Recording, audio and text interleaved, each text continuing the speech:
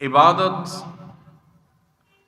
এটি আমরা কিভাবে করব, আল্লাহর গোলামি আমরা কিভাবে করব, সেজন্য আল্লাহ রাব্বুল আলামিন একজন মডেল পাঠিয়েছেন, নমুনা পাঠিয়েছেন। তিনি কে? মুহাম্মদুর রাসূলুল্লাহ সাল্লাল্লাহু আলাইহি ওয়াসাল্লাম। ইবাদত করব আল্লাহর, পদ্ধতি হবে কার? রাসূল করিম সাল্লাল্লাহু আলাইহি ওয়াসাল্লাম। ইবাদত আল্লাহর ঠিকই করতেছি, কিন্তু পদ্ধতি রাসূল ছাড়া অন্য কারোর যদি হয় তাহলে সেটা গ্রহণযোগ্য হবে না। বেদাতটা কি জিনিস? বেদাতটা হলো দেখতে মনে হয় ভালো কাজ, কিন্তু আসলে কি না, ভালো না। এর নাম কি? বেদাত। আর সহজে আমরা বুঝতে পারি, নকল আমলকে বেদাত বলে। নকল আমল, নকল আমল কোনগুলা? যে আমলগুলো কোরআন এবং হাদিসে নাই, কোরআন এবং হাদিসে নাই, কিন্তু আমাদের সমাজে প্রচলিত আছে, মানুষ সেগুলোকে ভালো কাজ মনে করে করে। এটার নাম কি? বেদাত। এই বেদাতকে রাসূল করিম সাল্লাল্লাহু আলাইহি সাল্লাম বলেছেন, বেদাত হলো গুমরাহি। বেদাতে কেউ পা দিলে সে পা ভুল পথে দিয়ে দিল, সে পথ হারায় ফেলল। আর গুমরাহির পথে কেউ পা দিয়ে দিলে তার ঠিকানা কোথায়? জাহান্নাম। ইবাদত হবে আল্লাহর শুধুমাত্র, আর পদ্ধতিটা হবে কার? রাসূল করিম সাল্লাল্লাহু আলাইহি সাল্লাম। আমাদের মধ্যে সমস্যা দুই রকমের। কিছু লোক আছে এই যে শিরক টিরিক করি, আল্লাহ মাফ করুক, এগুলো তো আছেই। আর কিছু লোক আছে আলহামদুলিল্লাহ আমাদের মধ্যে শিরক নাই কিন্তু বেদাত আছে। কি আছে? বেদাত আছে। বেদাত কেমনে আছে? ইবাদত করে ঠিকই, কিন্তু সুন্নাহ অনুযায়ী করা হয় না। একজন মুসলমান প্রত্যেকটা কাজ তিনি খোঁজ করবেন তার রাসূল কিভাবে করতে বলেছেন, কারণ কাজের নির্দেশ করেছেন আল্লাহ, আর সে কাজের নমুনা মডেল স্যাম্পল হিসাবে দিয়েছেন মুহাম্মদ রাসূলুল্লাহ সাল্লাল্লাহু আলাইহি সাল্লাম। এই জন্য আপনার ইবাদতটা হইতে হবে তার মডেল অনুযায়ী।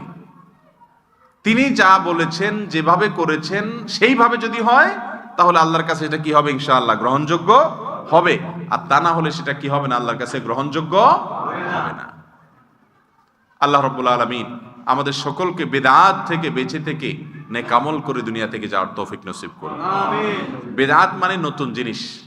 আমাদের সমাজে অনেক ভাই আছেন, অনেক লোকজন আছেন, তারা বলেন যে সব নতুন যদি বেদাত হয় আর সব বেদাত যদি হারাম হয়, তাহলে যে মাইক রাসূলের যুগে ছিল না, মোবাইল রাসূলের যুগে ছিল না, বিমান রাসূলের যুগে ছিল না, তাহলে আমরা এগুলো ব্যবহার করি না। কি বলেন, এগুলা কি বেদাত? ইসলামী শরীয়তে বেদাত কাকে বলে? যেই কাজটাকে সওয়াবের কাজ মনে করে মানুষ করে, অথচ কোরআন হাদিসে সেই কাজ করার কোনো নির্দেশ নাই, ওইটার নাম কি? বেদাত। তো মাইক ব্যবহার, মোবাইল ব্যবহার, এগুলো কি কোনো সওয়াবের কাজ? এগুলো তো দুনিয়ার কাজ। দুনিয়ার কাজের ক্ষেত্রে যত নতুন হবে তত ভালো, যত আধুনিক হবে তত ভালো। দিনের ক্ষেত্রে কোনো আধুনিকতায়, কোনো নতুনত্বে কোনো কল্যাণ নাই, বরং এটা দেখতে হবে অরিজিন কিনা, কোরআন হাদিসে আছে কিনা, গোড়ায় আছে কিনা। যদি গোড়ায় থাকে, অরিজিন হয়, মূলে থাকে, সেটা হলো একমাত্র অনুসরণ। প্রিয় ভাইরা আমার, এই জন্য রাসূল করিম সাল্লাল্লাহু আলাইহি সাল্লাম আমাদের আয়েশা বর্ণিত হাদিসে বলেছেন, মান আহদাসা ফি আমরিনা হাযা, আমাদের এই কাজে, অর্থাৎ ধর্মের মধ্যে, ইসলামের মধ্যে যদি কেউ কোনো নতুন কিছু যোগ করে, সৃষ্টি করে, মা লাইসা মিনহু, যে বিষয়ে এই কোরআনে কোনো কিছু বলা হয় নাই, হাদিসে কোনো কিছু বলা হয় নাই, কিন্তু জিনিসটা নতুন, ফাহুয়া রাদ, তাহলে এটাকে প্রত্যাখ্যান করো, এটাকে গ্রহণ করা যাবে না। মোবাইলের মধ্যে নতুন ভার্সন আসলে, নতুন আপডেট আসলে সেটা নিতে হবে, ঠিক না ভাই? ঠিক নাকি পুরানটা ধরে বসে থাকবেন? এখন অ্যান্ড্রয়েড সেট আসছে, আইফোন আসছে, এটাতে অনেক ফ্যাসিলিটি, সুবিধা। এখন বাটনওয়ালা মোবাইল নিয়ে চললে ওই সব সুবিধা থেকে বঞ্চিত হবেন। হোয়াটসঅ্যাপ চালাতে পারবেন না, ফেসবুক চালাতে পারবেন না, নিউজ শুনবেন না, সব সুবিধা থেকে বঞ্চিত হবেন। এই জন্য দুনিয়ার ক্ষেত্রে যত আপডেট হয় তত কি ভালো। আর দিনের ক্ষেত্রে যত অর্জিন খুঁজে পাওয়া যায় তত ভালো। এই জন্য দুনিয়ার এই সমস্ত মাইক, বাস, ট্রেন, বিমান এগুলো দেখায় যারা বলে যে এগুলো বেদাত, এটা হাস্যকর কথা, এটা বেদাতের সংজ্ঞার মধ্যে পড়ে না। গায়রে দিরা দি সুমর্দন বেদাতাস্ত। মুফতি ফয়জুল্লাহ রহিমাহুল্লাহ, মেখল মাদ্রাসার প্রতিষ্ঠাতা, তিনি বলতেন গায়রে দিরা দি সুমর্দন বেদাতাস্ত, যেটা দিন না, ইসলামের না, ওইটা কি ইসলামের মনে করাটা হলো কি বেদাত। সোয়াবের কাজ মনে করে করলেন, অথচ কোরআন হাদিসে করতে বলে নাই, এটার নাম কি বেদাত। ভাইরা আমার, বেদাত এটার সম্পর্কে কুষ্টিয়া বিশ্ববিদ্যালয়ের আল হাদিস বিভাগের সাবেক অধ্যাপক ডক্টর খন্দকার আব্দুল্লাহ জাহাঙ্গীর রহমাহুল্লাহ, নাম শুনছেন আপনারা? এই দেশের হাতে গোনা কয়েকজন বড় বড় আলেমের মধ্যে একজন ছিলেন। অল্প বয়সে রোড অ্যাক্সিডেন্টে মারা গেছে। অল্প বয়স বলতে খুব বেশি বৃদ্ধ হন নাই, আল্লাহ তাআলা দুনিয়া থেকে নিয়ে গেছেন। ডক্টর খন্দকার আব্দুল্লাহ জাহাঙ্গীর রহমাহুল্লাহ ফুরপুরার পীর সাহেবের মেয়ের জামাতা, আপন মেয়ের জামাতা। ডক্টর খন্দকার আব্দুল্লাহ জাহাঙ্গীর রহমাহুল্লাহ বলতেন, বেদাত হলো নামাজি, রোজাদার, দাঁড়িয়ালা, টুপিয়ালা, এবাদত গুজার মানুষদের গুনাহ। গুনাহ দুই প্রকার, এক হলো ফাসেকদের গুনাহ। ফাসেক বুঝুন তো কারা? আল্লাহর অবাধ্য, নামাজ কালাম পড়ে না, খারাপ মানুষ, পাপী, এদের গুনাহ একরকম। এদের গুনাহ হলো মদ খাওয়া, চুরি করা, ডাকাতি করা, মিথ্যা কথা, ওগুলো ফাসেকদের গুনাহ। আর নামাজি কালামি মানুষ, দিনদার মানুষের গুনার নাম কি? বেদাত। বুঝেন নাই কথা? বেদাত মানে হলো এবাদত মনে করে নকল কিছু করা। এটা কে করে? যে এবাদত করে সেই তো করে। যে এবাদত করে না সে কি বেদাত করে নাকি? এই জন্য যারা ইবাদত করেন, যারা নামাজ পড়েন, যারা রোজা রাখেন, যারা হজ করেন, যারা যাকাত দেন, যারা জিকির করেন, যারা তেলাওয়াত করেন, যারা ভালো কাজ করেন, আপনার দায়িত্ব হলো আপনি বেদাত করছেন না তো, এটা খবর নিতে হবে। কথা কি বুঝাইতে পারছি? প্রিয় ভাইরা আমার, বেদাতের উপমা হলো নকল টাকার মতো। নকল টাকার আসল টাকা দেখতে প্রায় একই, কিন্তু নকল টাকা যদি কারোর কাছে পাওয়া যায়, প্রশাসন তাকে খুব আদর, সোহাগ, স্নেহ, ভালোবাসা দিবে না? কি বলেন? এই জন্য আমল না থাকা ভালো, কম থাকা ভালো বেদাত থাকার চাইতে। সুপ্রিয় দর্শক শ্রোতা ভাই বোন, আজ আখেরি চাহার সোমবার। আখেরি চাহার সোমবার এটি ফার্সি শব্দ, যার অর্থ হলো শেষ বুধবার। আখেরি মানে শেষ, আর চাহার সোমবার মানে বুধবার। আখেরি চাহার সোমবার বা শেষ বুধবার বলতে বোঝানো হয় হিজরি বর্ষের সফর মাসের শেষ বুধবারকে। এই দিনটির বিশেষ কোনো তাৎপর্য আছে কিনা এবং এই দিন উপলক্ষে বিশেষ কোনো করণীয় বর্জনীয় আছে কিনা, আজ আমরা সেই বিষয়টি জানার চেষ্টা করব ইনশাআল্লাহ তাআলা। প্রিয় দর্শক, আখেরি চাহার সোমবারকে আমাদের দেশের অনেকেই ইসলামী শরিয়া দৃষ্টিকোণ থেকে বিশেষ গুরুত্বপূর্ণ, তাৎপর্যপূর্ণ দিন মনে করে থাকেন এবং এদিন উপলক্ষে অনেকগুলো করণীয় বর্জনীয় কথা বলা হয়ে থাকে। এদিন উপলক্ষে সরকারি ঐচ্ছিক ছুটি থাকে এবং বিভিন্ন গণমাধ্যম এদিন উপলক্ষে বিশেষ রিপোর্ট প্রকাশ করে থাকে। মূলত আখেরি চাহার সোমবার বা সফর মাসের শেষ বুধবারকে যে কারণে তাৎপর্যপূর্ণ দিন মনে করেন অনেকে, সেটি হলো যে আমরা সকলে জানি এবং সর্বজন স্বীকৃত বিদিত যে আমাদের প্রিয় নবী সাল্লাল্লাহু আলাইহি সাল্লাম মৃত্যুবরণ করার আগে বেশ কিছুদিন থেকে অসুস্থ ছিলেন। আর সেই অসুস্থতা থেকে তিনি সফর মাসের শেষের দিকে এসে একদিন কিছুটা আরোগ্য লাভ করেছিলেন। এরপরে আবার তিনি অসুস্থ হয়ে যান, যার পর আর তিনি সুস্থতা লাভ করেননি, এরপর তিনি মৃত্যুবরণ করেছেন। তাহলে সফর মাসের শেষের দিকে তিনি সুস্থতা লাভ করেছেন একদিন এসে, সে বিষয়ে কারোর কোনো দ্বিমত নাই এবং বিষয়টি সুবিদিত এবং সুপ্রমাণিত। সেই দিন, যে দিনে তিনি সুস্থতা লাভ করেছিলেন, সেটি কোন দিন ছিল সে বিষয়ে অনেকে দাবি করে থাকেন সেটি বুধবার ছিল এবং সেজন্য এদিন উপলক্ষে আমাদের আনন্দ প্রকাশ করা উচিত, বিশেষ নামাজ পড়া উচিত, সদকা করা উচিত বা ভালো কাজ করা উচিত, যেমনটি সাহাবায়ে কেরাম করেছেন বলে তারা দাবি করে থাকেন। মূলত প্রিয় নবী সাল্লাল্লাহু আলাইহি সাল্লাম সফর মাসের শেষের দিকে এসে সুস্থতা লাভ করেছেন, এটি সত্য হলেও সে দিনটি কি বার ছিল এরকম কোনো সুনির্দিষ্ট বারের কথা রাসূল করিম সাল্লাল্লাহু আলাইহি সাল্লাম থেকে বর্ণিত বা সাহাবায়ে কেরাম থেকে বর্ণিত কোনো হাদিস থেকে আমরা জানতে পারি না। অর্থাৎ বুধবারের এই দিনটিতেই তিনি সুস্থতা লাভ করেছেন, এই বিষয়টি সম্পূর্ণ ভিত্তিহীন এবং মন গড়া এবং অপ্রমাণিত একটি বিষয়। বরং হাফেজ ইবনে হাজার আসকালানি রাহিমাহুল্লাহ এবং হাফেজ ইবনে কাসির রাহিমাহুল্লাহ ইসলামের ইতিহাস দুজন পণ্ডিত পুরুষ, একজন হাদিস শাস্ত্রের মহাপণ্ডিত আর একজন তাফসীর শাস্ত্রের মহাপণ্ডিত, তারা উভয় যথাক্রমে ফাথুল বারি এবং আল বিদায়া ওয়ান নেহায়া নামক গ্রন্থে উল্লেখ করেছেন যে নবী সাল্লাল্লাহু আলাইহি সাল্লামের সফরের শেষের দিকে এসে সুস্থতা লাভ করার সেই দিনটি ছিল বৃহস্পতিবার। তাহলে বুধবার তিনি আরোগ্য লাভ করেছেন, এরকম কোনো বর্ণনা, গ্রহণযোগ্য কোনো বর্ণনা পাওয়া যায় না। এটা হলো প্রথম কথা। দ্বিতীয় কথা হলো যে নবী সাল্লাল্লাহু আলাইহি সাল্লামের আরোগ্য লাভের দিনটিকে সাহাবায়ে কেরাম বিশেষভাবে উদযাপন করেছেন, এ বিষয়টি সম্পূর্ণ অসত্য। এ বিষয়ে রাসূল আকরাম সাল্লাল্লাহু আলাইহি সাল্লাম থেকে বা হাদিস গ্রন্থগুলোতে কোনো প্রকার বিশুদ্ধ বর্ণনা পাওয়া যায় না। এর পাশাপাশি এই দিনটিকে কেন্দ্র করে একজন মুসলিম হিসাবে আমাদের বিশেষ কোনো আনন্দ উদযাপন করতে হবে, আমাদের বিশেষ কোনো আমল করতে হবে, এগুলো কোনো গ্রহণযোগ্য ভিত্তি দ্বারা প্রমাণিত নয়। এ সম্পর্কে তাযকিরাতুল আওরাদ নামক একটি কিতাব এবং আমাদের দেশের মকসুদুল মুমিনিন, বারোচান্দের খুতবা বা এই জাতীয় যে সমস্ত বইগুলো অথেন্টিক নয়, সে সমস্ত বই পুস্তকে কোনো প্রকার গ্রহণযোগ্য তথ্য ছাড়াই এ ধরনের অনেক আমলের কথা বলা হয়েছে। তার মধ্যে থেকে একটি আমল হলো যে আখেরি চাহার সোমবার বা সফর মাসের শেষ বুধবার সকালে সূর্য উদয়ের কিছুক্ষণ পর 2 রাকাত নামাজ পড়ার নির্দেশ করা হয়েছে এবং সেই নামাজের প্রথম রাকাতে সূরা ইখলাস 11 বার, দ্বিতীয় রাকাতে সূরা ইখলাস 11 বার এবং নামাজ শেষে 70 বার বিশেষ দুরূদ এবং দোয়া পাঠ করার কথা বলা হয়েছে। এরকম একটি বর্ণনা পেশ করা হয়েছে সে বইয়ে তাযকিরাতুল আওরাদে।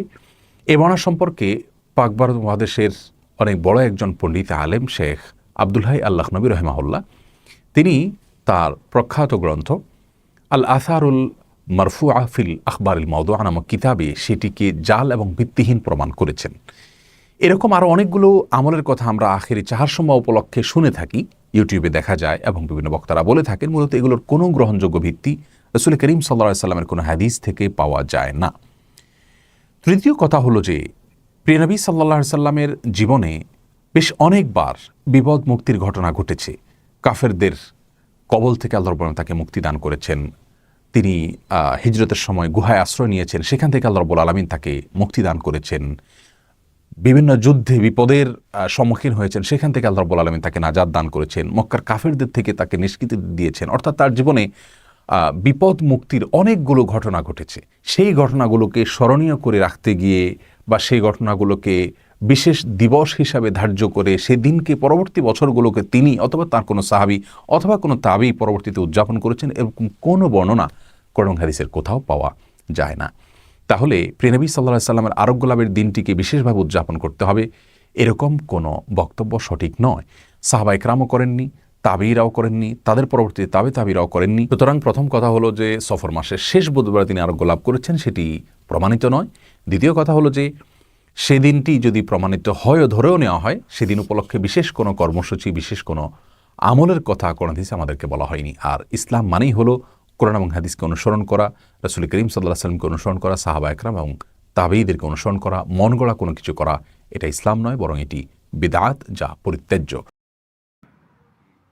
একটা এক্সাম্পল দেই বিদআতের। একজনের কাছে টাকা নাই, সে দোকানদারের কাছে যেয়ে বলল, ভাই আমার খুব ক্ষুধা লাগছে, আমার একটা কেক দাও 10 টাকা দামের, আমার কাছে টাকা নাই, আল্লাহর হস্তেই দাও। তো দোকানদার ভালো মানুষ হইলে মায়া লাগলে দিয়ে দিতেও পারে, পারে কি পারে না? টাকা নাই কিন্তু চাইছে, দোকানদার দিলেও দিতে পারে। আরেকজন 1000 টাকার একটা জাল নোট নিয়ে গেছে, নিয়ে বলছে, দোকানদার ভাই একটা কেক দেন 10 টাকার। এরপর 1000 টাকার নোটটা ঢুকে দিছে। দোকানদার যদি ওটা ধরতে পারে জাল নোট দিছে, তাহলে এবার কি কেক দিবে না অন্য কিছু হবে? কি বলেন, কি হবে এবার? বলবে, আসো ভিতরে আসো, বসো এখানে, তোমার বসায় কেক খাওয়াবো। এ ফাঁকে থানায় ফোন দিবে, দিয়ে বলবে, ওসি সাহেব নকল টাকার কারবারি পাইছি, জলদি আসে। ধরে দিবে না?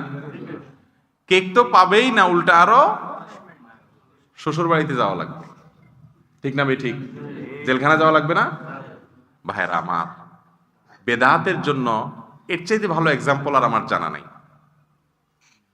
একজন বেশি আমল করতে পারে নাই, আল্লাহর কাছে যায় বলছে, আল্লাহ ইমানটা ঠিক রাখার চেষ্টা করছি, শিরিক টিরিক করি নাই, চেষ্টা করছি তাওহীদরে ধরে রাখার, আমলের ত্রুটি আছে আল্লাহ, সব আমল ঠিক মতো আনতে পারি নাই।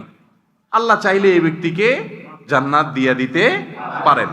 ওই যে ক্ষুধার্ত মানুষ কেক চাইছে, দোকানদার চাইলে দিয়ে দিতে পারে, আল্লাহ চাইলে তাকে জান্নাত দিয়ে দিতে পারেন। কিন্তু নকল আমল, নকল কোরআনেও নাই, হাদিসেও নাই, আল্লাহ বলেন নাই, রাসূল সাল্লাল্লাহু আলাইহি সাল্লামও বলেন নাই, করেন নাই। কিন্তু আপনি ইসলামের নাম দিয়ে সেসব কাজগুলা করে অনেক আমল নিয়ে আল্লাহর কাছে মোচে তাও দিতে গেছেন যে এগুলা দেব আর আল্লাহ জান্নাত দিয়ে দিবে।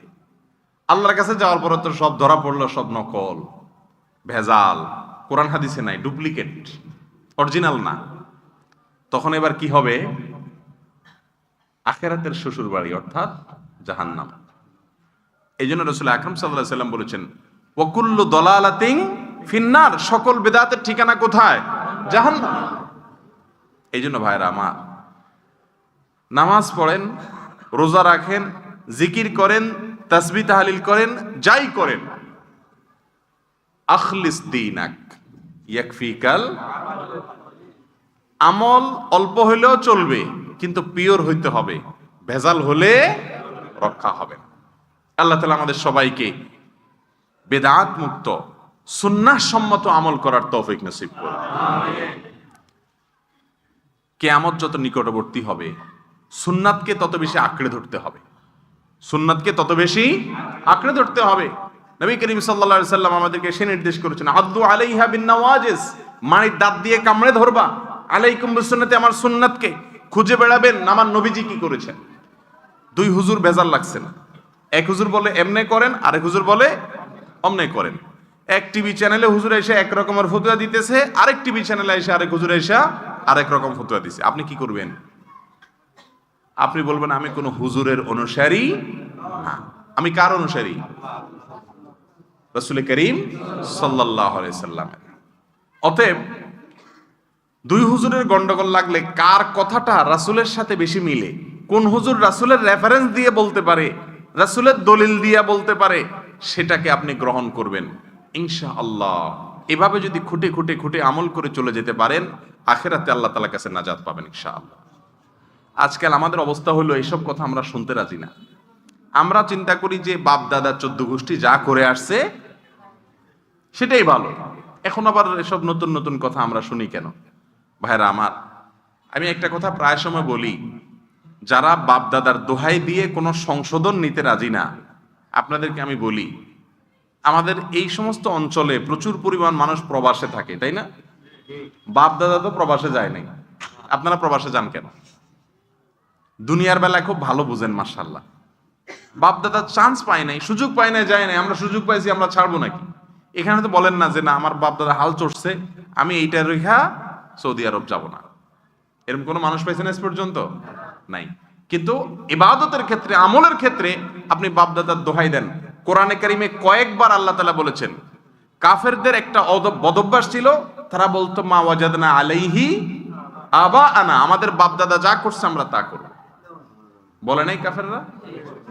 মক্কার মুশরিকদেরকে যখন প্রিয় নবীজি বলেছেন তাওহীদের উপরে চলতে, জবাব কি দিছে তারা? মা আলফাইনা আলাইহি আবা আনা, মা ওয়াজাদনা আলাইহি আবা আনা। এই একই কথা বিভিন্ন ভাবে তারা বলছে যে আমাদের বাপ দাদারা যেমনে করছে আমরাও এইভাবে করব। প্রিয় ভাইরা আমার, বাপ দাদার নাম বেচলে আখিরাতে নাজাত পাওয়া যাবে? আল্লাহ কি বলবেন যে তোমাকে কি বাপ দাদা দিয়ে গেছিলাম আমি? তোমার তো কোরআন দিয়ে গেছিলাম আর আমার রাসূলের হাদিস দিয়ে গেছিলাম।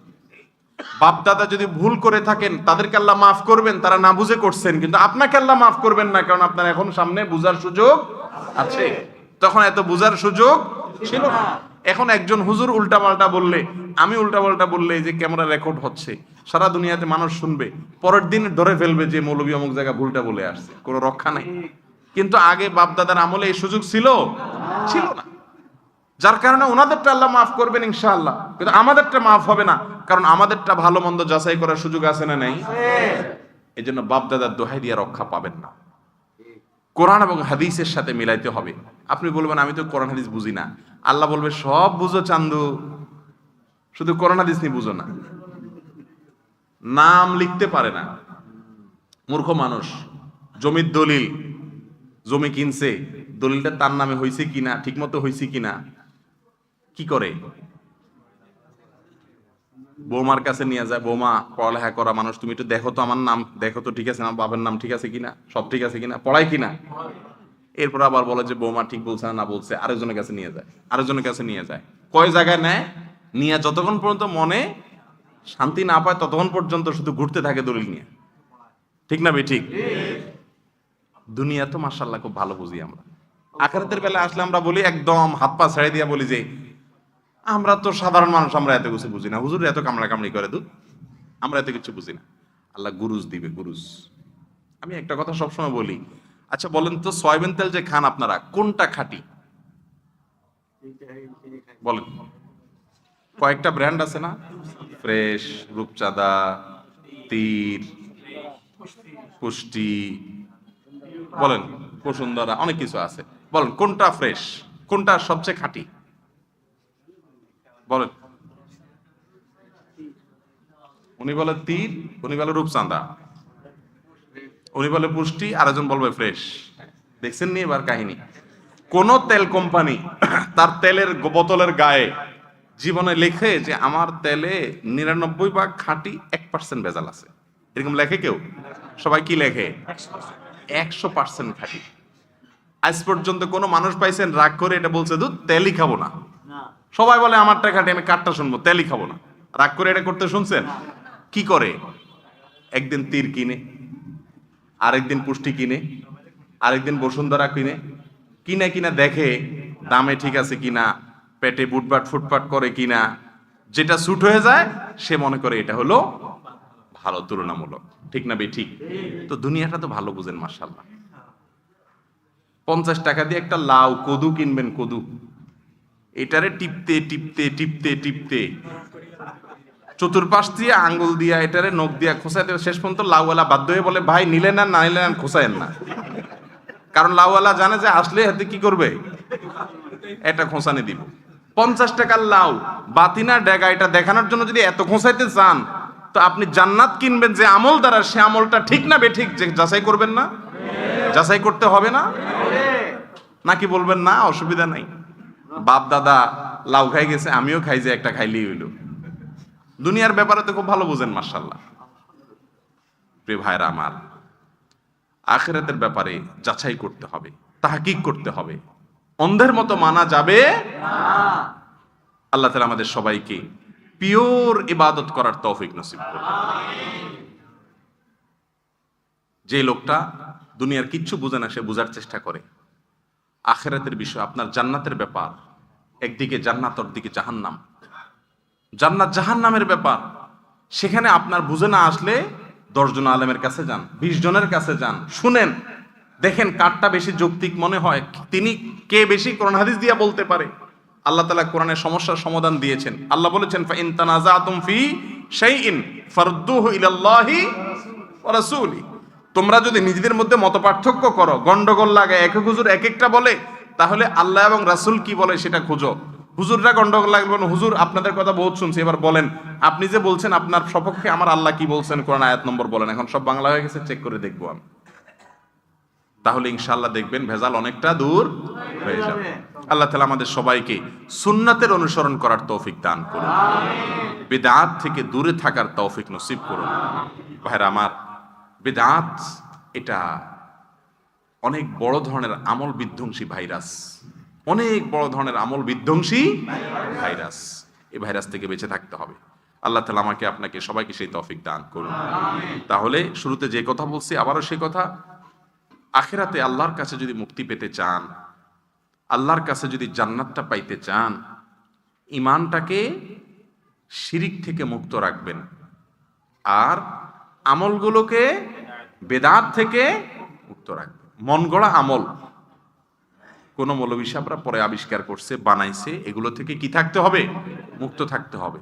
আমল করতে হবে কার পদ্ধতি অনুযায়ী? রাসূলের পদ্ধতির কথা হাদিসে বলা আছে না নাই?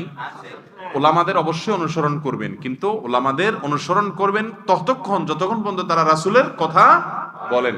নিজের কথা বললে তখন আর অনুসরণ করা যাবে না, কারণ আলেমগণ নবীদের ওয়ারিস। আলেমগণ কার ওয়ারিস? আর নবীদের ওয়ারিসের কাজ হলো নবীরা যা শিখিয়ে গেছেন সেটা বলা। যদি সেটা না বলেন তাহলে তিনি নবীর ওয়ারিস হতে পারেন না। আল্লাহ তাআলা আমাদের সবাইকে সুন্নাতের উপরে অনুসরণ অনুকরণ করার অটল অবিচল থাকার তৌফিক নসিব করুন। তাওহীদের উপরে অটল অবিচল থাকার তৌফিক দান করুন। কিসে আমাদের তাওহীদ নষ্ট হয়, কি করলে বিদআত হয়, এগুলো আমাদের জানতে হবে। তাহলে ইনশাআল্লাহ সেগুলো থেকে বাঁচা সম্ভব হবে।